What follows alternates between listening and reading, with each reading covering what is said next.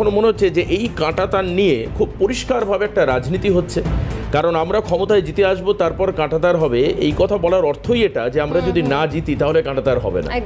একদম পরিষ্কার।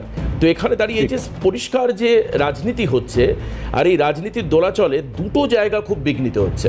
এক হচ্ছে আমাদের ডেমোগ্রাফি চেঞ্জ হচ্ছে, জনসংখ্যা বাড়া মানে জমির দাম বাড়ছে, বাংলাদেশের মানুষ সেখানে দেদার জমি অকুপাই করে নিচ্ছে বা কিনছে।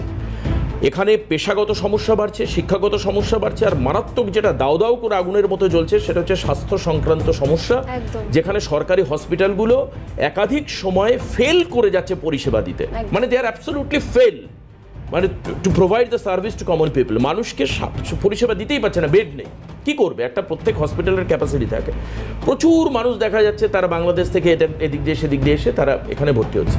তার মানে এই জায়গাগুলো যেমন রাজাদা প্রবলেম হচ্ছে, অন্যদিকে আরেকটা যেটা খুব বড় ইস্যু হচ্ছে, সবচেয়ে বিগেস্ট ইস্যু, সেটা হচ্ছে ন্যাশনাল সিকিউরিটি ল্যাপস, অর্থাৎ জাতীয় নিরাপত্তা লঙ্ঘিত হচ্ছে।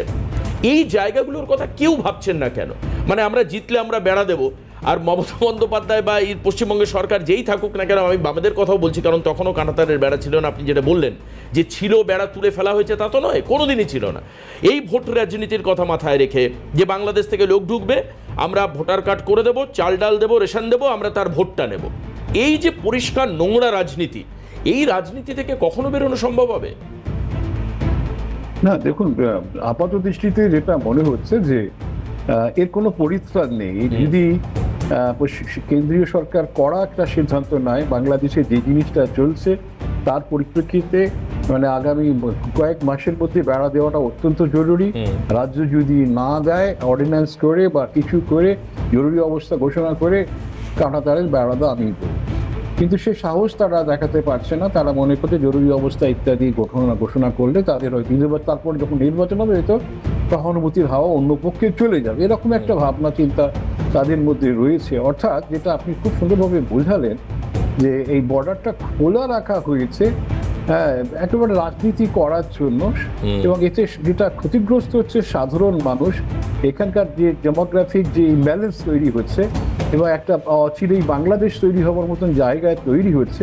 বাংলাদেশে আজকে যেটা আমরা দেখতে পাচ্ছি, সেখানকার সংখ্যালঘু মানুষেরা যেভাবে জীবন কাটাতে হচ্ছে, কেননা দেখা যাচ্ছে যে সেখানকার যারা সংখ্যাগুরু, তারা এক সংখ্যাগুরুত্ব যখন পৌঁছে যাচ্ছে তখনই, বা তাদের সংখ্যাটা লার্জ নাম্বার আসছে, তারা মনে করছে সংখ্যালঘুদের, যাদের অন্যদের উপরে তারা একটা আধিপত্য বিস্তার করে। এটা পাকিস্তানে দেখেছি, আফগানিস্তানেও দেখেছি, এই উপমহাদেশের সর্বত্র এই ধরনের একটা ভাবনা চিন্তা রয়েছে, বাংলাদেশে ব্যাপকভাবে রয়েছে। এই ভাবনা চিন্তা পশ্চিমবঙ্গেও ঢুকে পড়েছে। আমরা দেখেছি মালদাতে কি ঘটছে এবং অন্যান্য নানান জায়গায় যে ঘটনাগুলো ঘটছে।